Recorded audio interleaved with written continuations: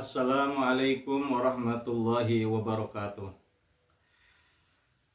Hadirin kaum muslimin wal muslimat rahimakumullah. Kita bersyukur kepada Allah Subhanahu wa taala masih diberikan umur. Mudah-mudahan umur atau usia ini bisa kita manfaatkan dengan sebaik-baiknya sesuai dengan sabda baginda Nabi Muhammad SAW, khairukum man thala umruhu wa hasuna amaluhu. Sebaik-baik di antara kalian adalah orang yang panjang usianya dan baik aktivitasnya atau baik amalnya. Nah, termasuk aktivitas baik ini adalah mengaji. Mudah-mudahan juga kita tergolong dalam sabda Nabi, yaitu orang yang senantiasa mencari ilmu, menggali ilmu sejak kita dalam geongan ibu sampai masuk ke liang lahat.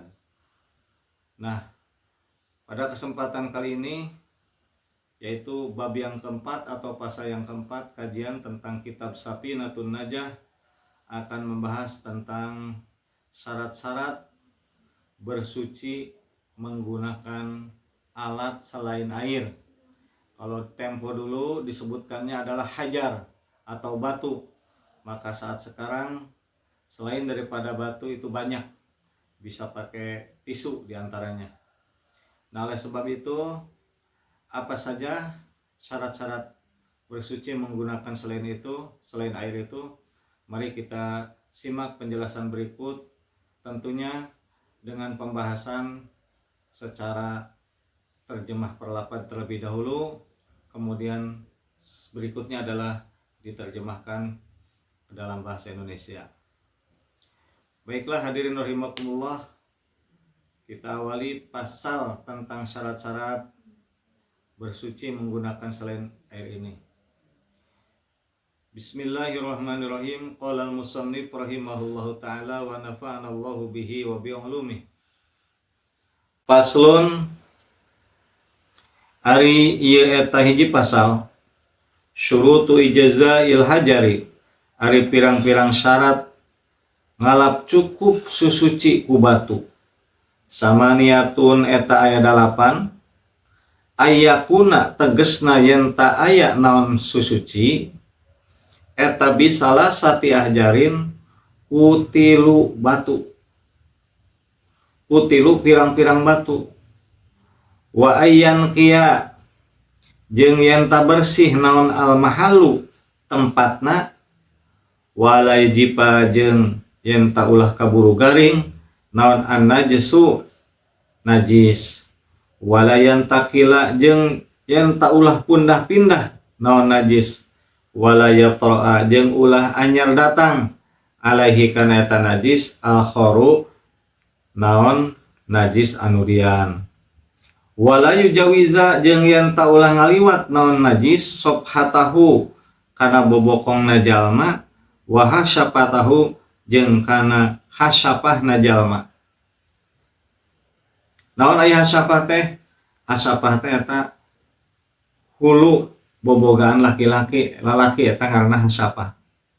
Wala yusibahu jeung yen ta ulah kena kana najis naon maun cai, wan takuna jeung yen ta aya naon al ahjaru pirang-pirang batu eta tahiratan anu suci. Berikutnya dengan bahasa Jawa. Paslun utawi iki ikulah pasal suwiji. Surutu ijazail hajari, utawi piro-piro syarat susuci kelawan watu, samaniatun iku ono 8. Ayakuna rupane yen to ono apa sesuci iku bisalah sati hajarin tetap kelawan 3 piro-piro watu. Wayan kiyalan yen tarsik opo al mahalu panggonan, walaya jipalan yen to ora garing opo najasu najis, walayan takilalan yen to ora ngalih opo najis, walaya troalan ora anyar teko alaihi ing atase najis opo akharu najis kang liyan. Wala yujawiza lan yenta orang lewati opo najis sobhatahu ing bokong wong, wa hasyapatahu lan ing hasyapahe wong. Wala yusibahu lan ora kena ing najis opo maun banyu. Wa antakuna lan yenta ono opalah jaru piro-piro watu ikut tohirotan kang suci. Baiklah, terjemah perlapat berikutnya adalah dengan bahasa Indonesia. Paslun, adapun ini itu satu pasal. Syurutu ijazail hajari, adapun syarat-syarat bersuci dengan batu, sama niatun itu ada 8. Ayyakuna, harus ada apa bersuci itu bisa lasati ahjarin, tetap dengan 3 batu. Wayan kia, dan harus bersih apa mahalu tempat.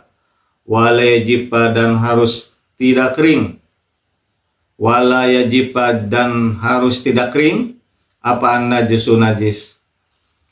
Walayantakila, dan tidak pindah apa najis. Walayatro, dan tidak datang alaihi pada najis apa akhoru najis yang lain.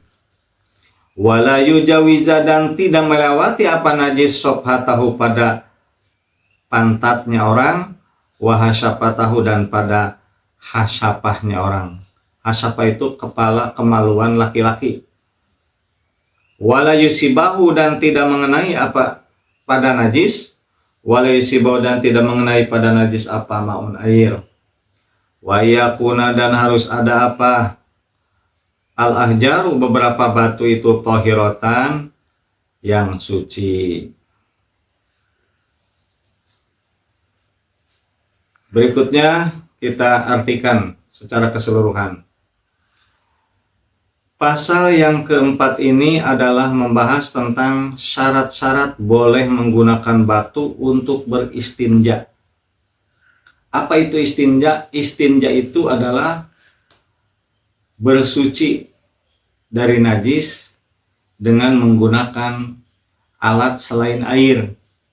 Dalam kitab Safinatun Najah ini disebutkannya batu, tapi secara luas bisa juga selain batu itu menggunakan tisu ataupun menggunakan kain yang dapat menyerap najis tersebut.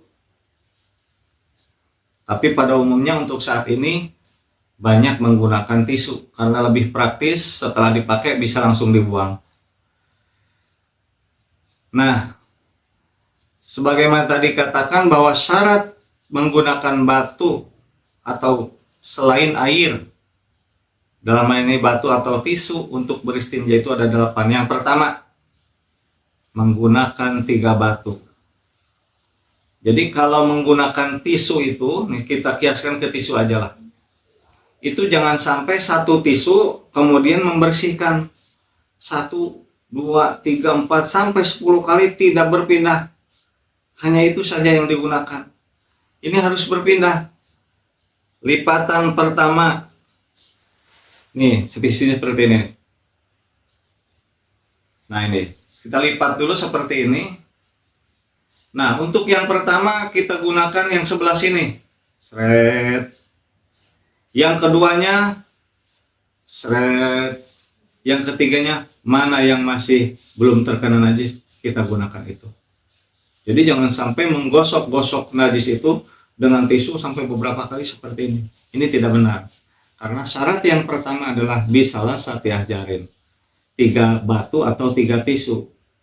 Jadi boleh 1 tisu tapi berbalik-balik tempatnya begini. Boleh juga kita mengambil beberapa tisu maksimal sampai 3, itu sudah cukup, dianggap cukup. Apalagi sekarang ada tisu basah gitu ya.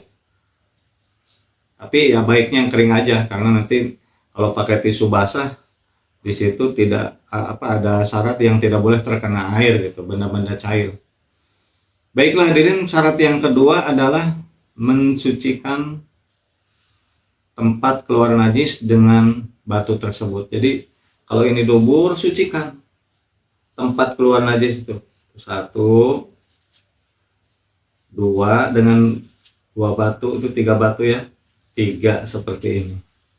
Jadi ulangi lagi, 1, berikutnya dengan yang lainnya 2 yang sebelah sini, Kemudian gunakan yang lebih bersih lagi 3.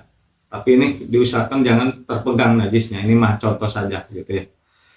Syarat yang ketiga adalah najis tersebut tidak kering. Jadi jangan dibiarkan kering dulu habis BAB, nanti dibersihkannya karena nggak ada air. Jangan.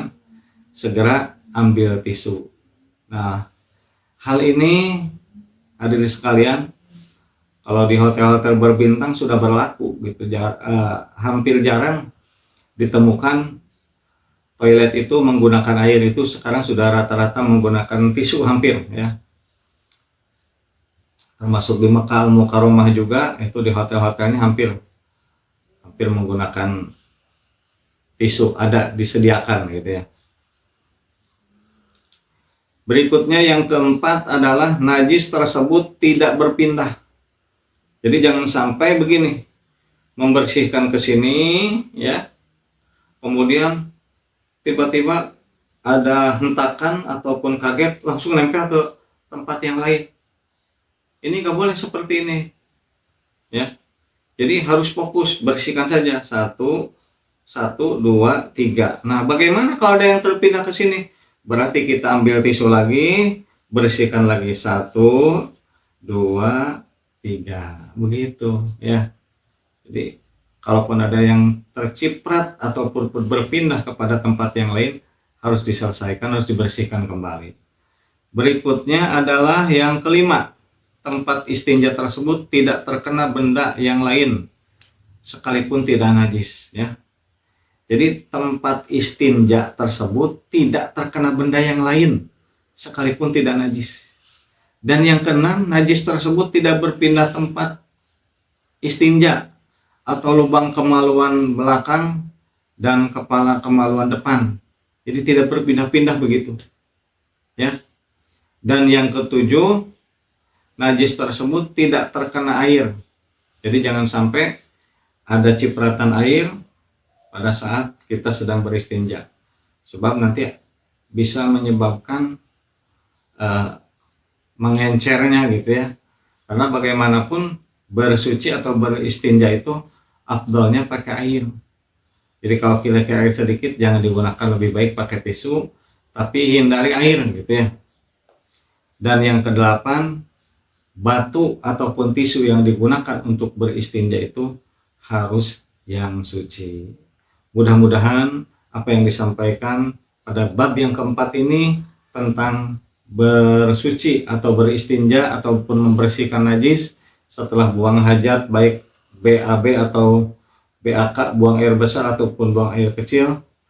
Jadi ternyata sekarang kita lebih tahu lagi, tidak hanya mengandalkan air, kalaupun suatu saat tidak ada air, boleh menggunakan selain air. Yaitu kalau sekarang yang lebih praktis itu menggunakan tisu, yang syarat-syaratnya alhamdulillah sudah kita bahas pada pertemuan kali ini. Insya Allah apa yang disampaikan pada kesempatan ini bermanfaat buat kita semua. Saya akhiri pertemuan bab yang keempat ini dengan ucapan wallahu muwaffiq ila aqwamit thoriq. Assalamualaikum warahmatullahi wabarakatuh.